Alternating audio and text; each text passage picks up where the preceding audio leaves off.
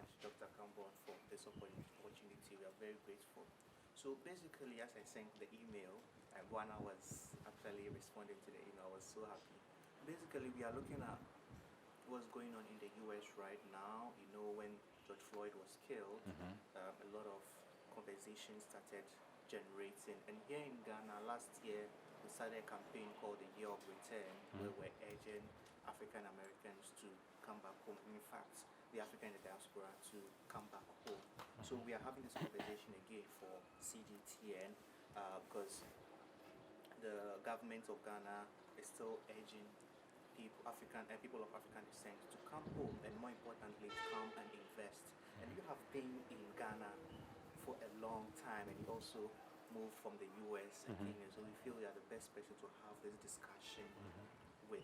So first of all, I just want to find out from you what really initiated the move from the US to Ghana. Just tell us about it. Okay. One was just this overall drive to divest from America and invest in Africa to make Africa great again.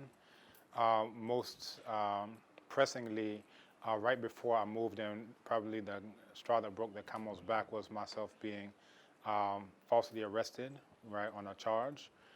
The police, did an illegal search, and, there are all types of things that went on. But as I was on the witness stand, I said, never again will I be in their jurisdiction, where on a whim they can decide to say that I won't see my family for the next 10 years. Or on a whim they can pull you out of your car and put a knee in your neck, or, any of these types of things. So, I really said that I had enough. I had been in Ghana, I first came in 98. Again in 99, then I did a year of study abroad at University of Ghana. And then, I've traveled the continent. I had been to Nigeria to study Yoruba, Senegal to study Wolof, and all these other places. But because of that year of study abroad, I knew a lot of the professors, and I said I wanted to do my PhD here. So I did my PhD. I won the award for the best PhD in that year, 2012. And, I started working at African Studies. So the rest is history, but really I would say just that anti-blackness, right, in the United Snakes, as I call it, it was just, too much to put up with. So I said, I don't have to put up with this. I've been elsewhere. I know that there are other, opportunities and other places that I can live. So, Ghana called, and I responded. Which year was that you decided to permanently come and settle here? That was 2008. 2008. So that would be... Akosia ko ya ojuma. Akosia kotoa ojuma naso. So from 2008 to now, that would be how many years? 12 years. Yeah. 12 years. How has life been like living in Ghana for the past 12 years? Come again. How has life been for you living in Ghana, adjusting to the Ghanaian way of life for the past 12 years? I would say that it's been, something that I kind of anticipated. Like I said, I was here for a year, so a lot of the culture shock, there wasn't a lot of that. I would say when I was here doing study abroad, the main culture shock is I thought I was coming to Africa, but then I meet people who are not very African in terms of their clothes, in terms of what they eat, in terms of their names. I just met someone, his name is Mark Wilson, a Ghanaian, never, but it's like, the first name and the last name, what would show you. So I think the real culture shock that people have is that they come to Africa and then they meet people who, they've been to schools where it says, speak English, right? And they're beaten for speaking their own language.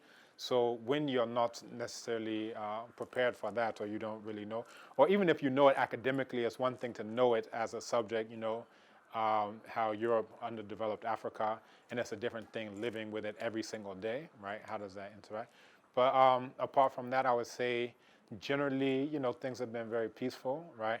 I was speaking with another young man who repatriated. We went to the same college for undergrad, and he said that when he's in Ghana, it makes him feel what a white man must feel like being in America. Because he says, I'm going through the store and no one follows behind me because I'm black, because everyone's black. Well, how would you even do that? You don't have enough manpower to follow everybody because they're black, or like you're driving and you realize that your heart doesn't jump out of your chest like, oh, here's a police officer here, or any of those things. Or even if a police car is following behind you, you know they're not going to pull you over and beat you to within an inch of your life or shoot you, you know, or any of these things. So I would say that the major difference is freedom from fear, you know, in that regard. Now let's look at the call for Africans in diaspora to come back home. What do you make of that call? Very good. You know, several things. One is that you can see it in terms of a place of refuge, right? In the sense of, you know, if you are being persecuted, and I have an article that I'm working on that really deals with genocide in the U.S. Now, if you look at the 1948 Convention on Genocide by the UN, it defines it as killing members of the group. So we definitely qualify for that in the U.S., as everyone is now aware of. Causing serious bodily or mental harm to members of the group. We definitely qualify for that, as, you know, the world can attest. Bringing about conditions to destroy the group in whole or in part. You can see that through the privatized prison, the prison industrial complex, through the projects and ghettos and all these places. So we definitely qualify for that. Bring about measures to prevent births within the group. Whereas when you go to the white community, there are fertility clinics. When you go to the black community, there are abortion clinics. And that's, you know, very, very much, you know, targeted. And then, you know, finally, it's transferring children in the group to another group. So you can also see that through the school to prison pipeline. Let me. Sure, no problem. So I think we were just done dealing with the genocide. Yes. Right. Yes. So as far as that goes, you know, you can find very clearly that descendants of Africans, you know, black people in the U.S. are definitely subjected to genocide based on the definition. This isn't according to me, based on the definition of what it actually is. So, you know, what would you do if you're in a place where you're subjected to genocide and you can't get away? You know, fortunately, you know, I got citizenship, Ghanaian citizenship back in 2016. My wife, my sister, my parents, they got it, and then also my children, they've gotten their Ghanaian citizenship. So this is really a place where you can consider it to be like a safe haven, where we're not having to deal with all of those types of things. The police brutality, you know, all these things going on, redlining, you know, this type of glass ceiling, all of these types of things, fifth-class citizenship, and, you know, so forth and so on. And what I always say is that, you know, in the U.S., you can really look at it as no matter what we do as black people, we're actually financing, you know, these exact same people who are committing the genocide against us. Because every time we pay our sales taxes, they use that exact same money to buy the bullets to shoot us down the streets.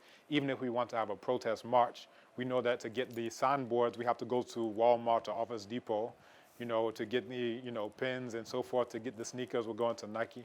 So all of these different places is just enriching, right? Literally financing those exact same ones who are killing us. So, you know, there's no need to do that. So this is why I always say, you know, if you look at how we were able to bring apartheid to its knees in South Africa, it was through divestment.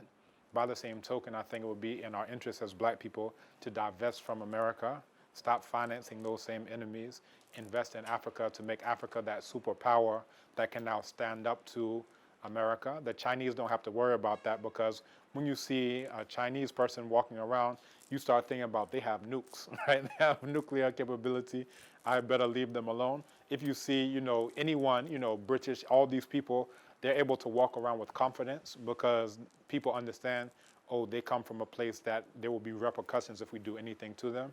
There isn't that for black people anywhere in the world. So as Nana Malcolm X said, he said that nowhere in the world will a black man be respected until Africa is a world power, superpower.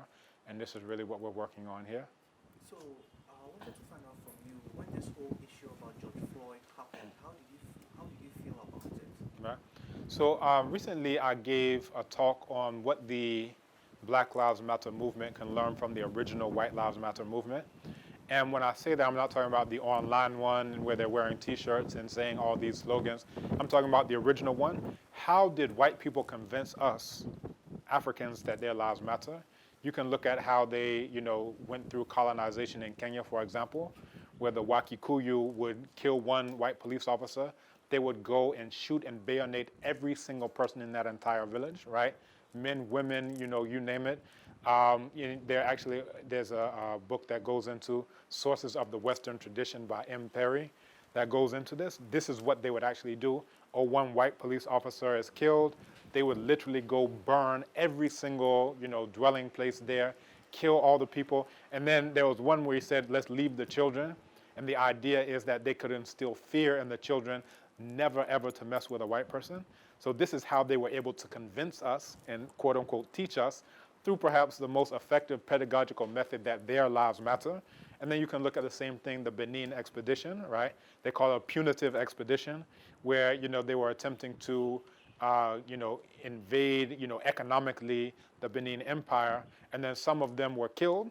So they say, okay, we have a good excuse to get all these famous Benin bronzes and ivory masks and things that you see in these British museums, that this is what they would do. They went and killed everything that they could get their hands on, dragged the ruler off of his throne, and that's how they convinced us that their lives matter.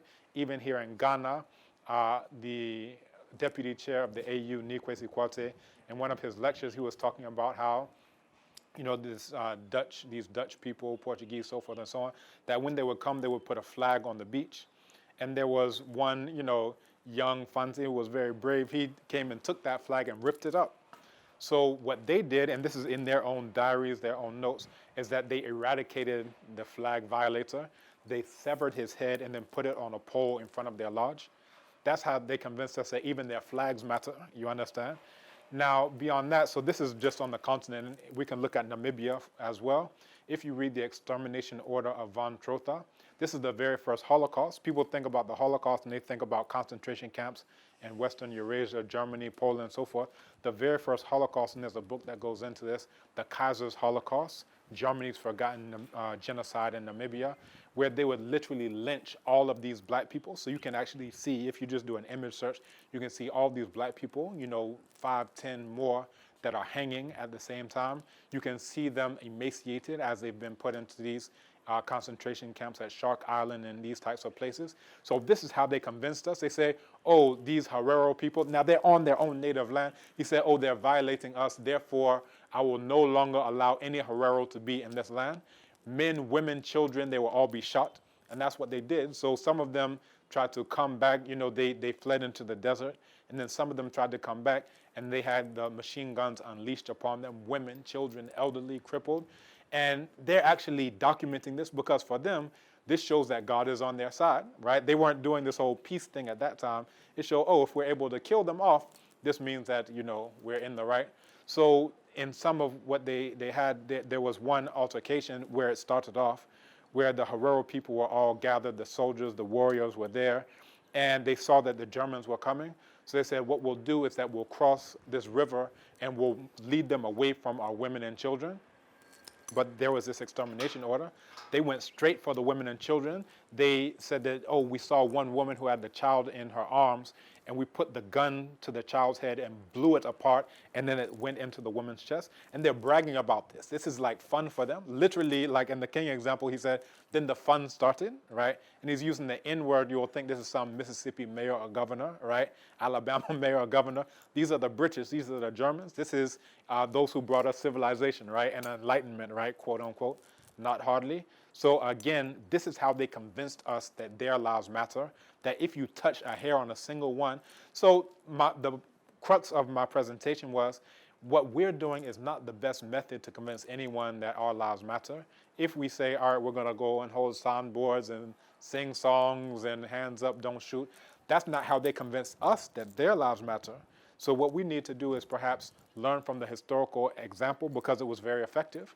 Right? If you see a white man, you won't go up and do anything to him. And it's because we have learned that lesson as a people of how their lives matter. So I think that by the same token, we would do well to learn from those historical examples in order to teach them that lesson, because Nana Omowale, also known as Malcolm X, he said that they don't speak any of these languages. We think that they speak English and French and German. The only language that they really understand is violence. You understand? So if you understand that, then we would have to, take it to the language that they can actually understand. It's like trying to speak to someone in Chinese and he speaks French. He won't understand you, and they don't understand any of these things that we're doing. I would say that was so elaborated. But let's look at here in Ghana. Mm-hmm. We are trying to create a home for a lot of African diaspora. For those who are still out there suffering, facing all these situations, what do you think they should do, or what would be your message to them in terms of considering to heed to the call to come home to settle down as you have? Very good. How important is it? Yeah, I think it's very important, and it really goes back to my initial point about divesting from America, because I look at it like if you live with someone who you know is an armed robber, a murderer, a rapist. However, every time he comes, in the evening from doing his dastardly deeds, he gives you $100 or so, right? He gives you a new pair of shoes, or whatever it is, and because of that, you're just going to allow him to keep doing that, and you'll even help him out, right? You'll cook for him, right? You'll polish off his gun that he's using to murder. That this is essentially the position of black people in the U.S. What we're doing, some of us feel like we don't have any choice, but whether or not we do, we're aiding and abetting a murderer. This exact same person who goes into places like Africa with Africom and, funds all of these types of conflicts for conflict diamonds, conflict coltan, Halliburton, all of these things. You can see them, they don't respect sovereignty. They will go into Libya and bomb it out with NATO backing and all of these types of things. That what we're doing when we're there is we're working for them. You understand? We're literally, I have a friend who works at Lockheed Martin that produces all of these arms, all of these weapons that are now being used to rain down bombs here in Africa. You understand? So we're faced with some type of contradiction where we're supposed to be black people, but meanwhile we're aiding and abetting our enslaver. When you look at the United Snakes of America, as I call it, you will find that the place that they call the Department of Justice is on stolen land that was stolen from the indigenous people, you understand? If you look at Manhattan, land that was stolen from the indigenous people, out of over 500 treaties that the U.S. signed with the indigenous people there, they violated every single last one without any single example, any single exception to that, you understand? So what this tells us is that, there's no future in continuing to aid and abet a criminal. And this is exactly what we're doing. Like I said, every time we pay our, taxes, every time we, pay our mortgage, every time we do anything, they use that exact same money from us, black people. They use our terms, as I call it, time, energy, resources, money, space. They use all of our terms in order to commit the genocide internally to America against black people. We finance that. And then worldwide against black people, we also finance that. So, it's up to us to really, I think take some responsibility and say, are we going to continue aiding and abetting a criminal that's killing us internally, genocide internally, and then killing us worldwide? You understand? If you look at places like the Chagos Islands, right, the indigenous black people were wiped out from that place. They were taken out of there to make it a U.S. military base. You understand? There's a documentary called Stealing a Nation that goes into that.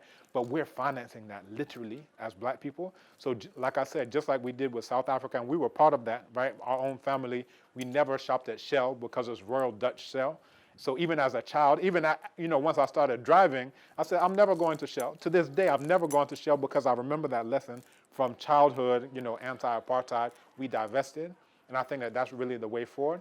And when we repatriate to Africa, it's like we're robbing Fort Knox because all of the money that we would have used to eat in restaurants our whole lives is not going there. It's coming here to Africa to make Africa great again. All of the money that we would have, used to buy a car, to buy a house, to do all those things, it's like literally we've taken $1 million plus away from aiding and abetting that murderer, and we're bringing it here. Because I think that the only solution is to make Africa so great that it can stand up to these world powers, right? If they kill someone, if they shoot someone, if they put a knee in someone's neck, they'll say, oh, we're going to have to pay for that. We had better, not even try it in the first place. You understand? And I think that's really the only solution. We have to have a black nation, right? In ancient times, we called it Kemet, right? The land of black people. And at that point in time, people didn't mess with black people because they knew that Kemet, what they now call ancient Egypt, for those who may not know, they know that if they do anything to black people, then Kemet is going to be able to stand up to them. But nowadays, we don't have that Kemet anymore. We have this meaningless term, Africa, right? But if we understand that this is the land of black people, and the land of black people is strong enough to stand up to anyone else, then we won't have to deal with this.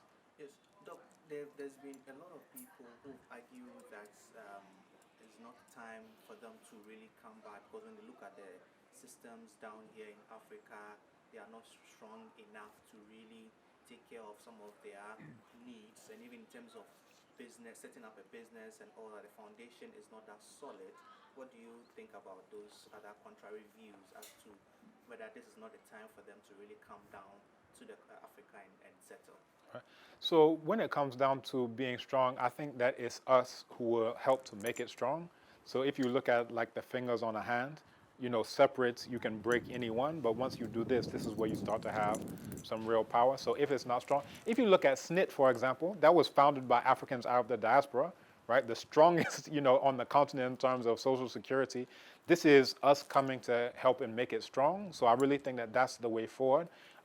If you're coming to Africa, and this is what I usually say, like people who give these excuses, it's like they're sitting on the shore of the U.S. with binoculars. Like, is it perfect yet? Oh, it's not perfect. Call me when it's perfect.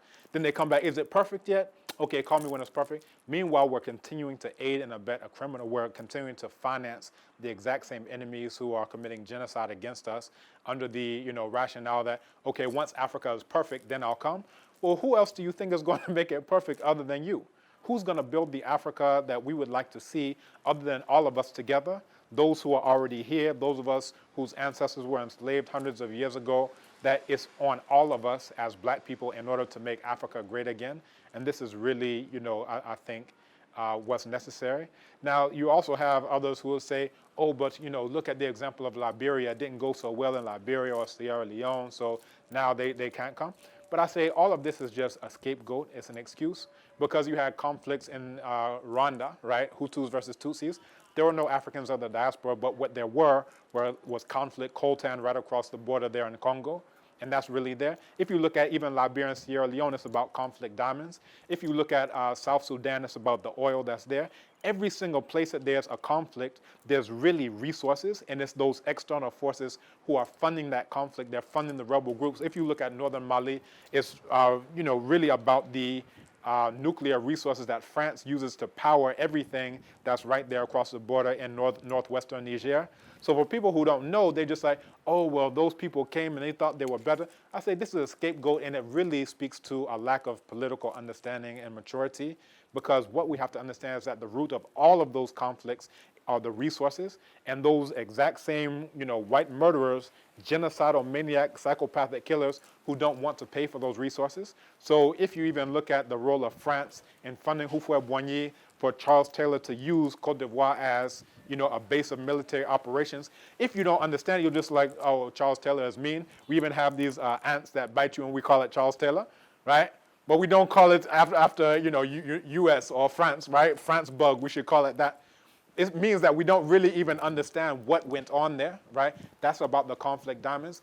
Every single place, if you look at southeastern Nigeria, right, that's about the oil. It's about Royal Dutch Shell again, and all of these places. So if you don't understand what's going on, you'll see these conflicts. But there are so many conflicts where there are no Africans from the diaspora there. But the common denominator, the constant, is that there's always resources that they want and that they don't want to pay for. Central African Republic, no Africans of the diaspora there. Right, we can go on and on. There are too many conflicts to even list all of them, but that cannot be the major factor, in terms of it. So I say we have to get rid of those scapegoat excuses, and we have to understand that as black people, as Nana John Henrik Clark said, we have no friends anywhere in the world. We have no friends outside of ourselves. We have very few friends even inside, because most want to be, French. They want to be British. They want to be everything other than an African. So once we understand that those of us who are having allegiance to the black race, we are the ones who have to come together to make Africa great again. So again, for those in the United Snakes, same thing happens in Brazil. They have these hit squads where they go into black neighborhoods and then they shoot down. These are police officers. They'll go into the favela and shoot all the black people who they see, literally. You have the same thing in Colombia, Choco province, all these places where you have these assassination squads that are going and killing the black people. So once we understand that we don't have any friends outside, then it's upon us, it's incumbent upon us in order to be our own friend and protect ourselves. Thank you so much, Doctor. So to conclude, in summary, would you say the call that Ghana is making for Africans in the diaspora to come down to the continent is a good one? And we know that the government is saying that it's going to provide some land for those who are willing to come and you are already a citizen now, and it's a plus for you. But those who are coming, what do you think? Let me take it again. For what the government is doing in terms of calling on the African diaspora to come home, what do you make of that call? And what steps do you think the governments really need to make to really ensure that when they come, their stay is going to be an enjoyable one, just as I think everybody would want to come to a comfortable place where they can invest in and all that. Yeah. I think it can be a win-win situation because those of us who are coming from the diaspora, oftentimes, some are looking for business opportunities, some are just looking for a place where they can live and be safe. If you recall, in the United States, they had the Tamir Rice case, a small child who had a toy gun, the police shot him down, right? They wouldn't do that to a white child. But I remember that I was at Abri Botanical Gardens and my son is in my arms asleep. And it just dawned on me, I don't have to worry about him being shot down by some, white police officer. Just because they don't have enough range on their guns. If they could, they would. But luckily their, bullets can't reach all the way, here, despite the fact that they also have ballistic missiles and they're willing to deploy those. But, just to the point, I think it's basically a dovetailing of interests because on the Ghana side, when they, rolled out the year of return in their economic statement, they said that this is about heritage tourism, right? They say it's a tourism promotion package, and they're talking about however many billions that it's going to, this is year of return, is going to pump into the economy. So that's their interest, is that they want money coming from us, out of the diaspora. And then for us, we're looking for a place where we can be safe, where we can live and grow and not even worry about, all of these types of things. So, with that, it doesn't necessarily have to be, okay, well, we want to be here and we don't want to invest. I don't know anyone who has come down, and I know hundreds and hundreds of personally who have repatriated, and I don't know any of them who are begging on the streets, right? We're all coming, we're doing something, right? Either we're in education or we're starting businesses, we're giving jobs, we're doing so much in collaboration with the Ghanaians who are here. So, I think it can be a win-win situation. I think where it doesn't become a win-win is when it's, is more on the exploitive side. We want your money now, go back and, suffer, right? And that's when we are seen kind of like as an ATM machine. But when we're coming here and we are able to get citizenship, this means that we are not treated like the Lebanese who are coming here. Because if you're a quote-unquote foreigner, and when I came to the University of Ghana, that's before I got citizenship, I had to pay thousands of dollars, right? Even though I was here on the ground and I'm getting paid in CDs, that somehow I have to make that translate into dollars. When, you're coming as a quote-unquote foreigner, it's like, here's the British citizen whose ancestor enslaved my ancestors, and we have to pay the exact same amount, right? We have to go through the same hurdles. How is that fair? Right? If we say freedom and justice on the seal of Ghana, how is that just in any way, shape, or form? But we have to be understood as a historically unique group. We have to be understood as the descendants of those ancestors who are kidnapped. This is kidnapping. Not a single one said, oh, I volunteer for the ship. This is against their will. Every single last one was kidnapped and stolen here against their will. You understand? So when we understand this, then it's incumbent upon us to understand that we have to be seen as a historically unique group. And for us to get citizenship, this means that we can actually be on the land and not just have like a lease for however many years and now go back. We can actually leave something to our children so that they can also have some freedom and justice, which is what we're all looking for. So we know that places like the United States are not free. We know that they're not just, right? Again, the Department of Justice is sitting on stolen land, right? The Supreme Court, which is supposed to be a house of justice, is on stolen land that they stole. And all of those buildings were built by the enslaved Africans who were kidnapped from here. So if there's anyone in the United States who says that they're about justice, the first thing they have to do is vacate that land. They have to vacate that land because they know that these are ill-gotten gains. These are stolen goods. And for us as black people to continue to be there, as well as the whites who are there on that stolen land, that was built on the basis of stolen ancestors, right? There's a contradiction there, a huge contradiction there. Thank you so much, Doctor. If there is anything I would want to ask you, because I'm really... So simply, in simple terms, in summary, do you agree with the government's... Yes. So we want to, that in simple terms, Yeah, okay. you agree that with the government's call for the people in diaspora to come down, and you want these systems to be put in place to make it easy for them when they come for the transition. When Very they come. good. So we want that in simple, Simple terms, yes, right? simple. That can be easily translated into Yes, Chinese. so that so that I can I'm easily joking. put it on the listing. Yeah. You need sound bites, I get you. Yes, Yeah. yes, Gotcha. soundbite. Yeah. Okay, No, so, So look at okay. Yeah, so in short, I think that it's a very good initiative for, Ghana specifically, but I'm seeing other countries as well. But let's say Ghana specifically, to call Africans of the diaspora to come back. I think it's a very good thing.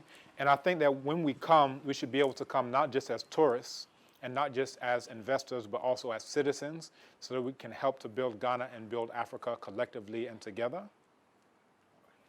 Just real quick, and Yeah. let me come to the policy. Now, as far as the policy, I think that, it should be something. When I got citizenship, it was, through the grace of His Excellency, then President John Dramani Mahama, Yes. right? That was in 2016. When my wife and my sister, when they got citizenship, it was, due to the grace. And you know what President Mahama said? He said, I'm not giving you anything. I'm restoring your birthright, right? And I thought that that was very powerful. So when we come, I think it's not just, again, as tourists, not just as investors, and then go back and suffer under police brutality and so forth and so on, and not even police. You had Ahmaud Arbery, who was shot by private citizens. This happens all the time. You have race riots and lynchings going back. There's so many. So I think that, again, in simple terms, that it shouldn't be just as a tourist, just as an investor. That's an exploitative relationship. It should be on the basis of when you come, you have the opportunity to come back to your birthright, which was stolen when you were kidnapped, when your ancestors were kidnapped so many years ago. And then as a citizenship, you can help to build Ghana from the ground up. That's where it becomes a mutually beneficial partnership. And it's not just on the largesse of the president, the sitting president, because what if the next president says, well, later for you people, I don't care, right? There needs to be a policy, a diaspora engagement policy that really speaks to our needs as African people, where we can come, we can get citizenship, and our children can inherit the things that we build. If we build up the greatest factory that the continent has ever seen, but then in 49 years it's stolen from our children, then who will want to come, right? So I think it needs to be on reciprocity, on ma'at, and on the basis of a policy that is geared towards mutual benefit and not towards exploitation.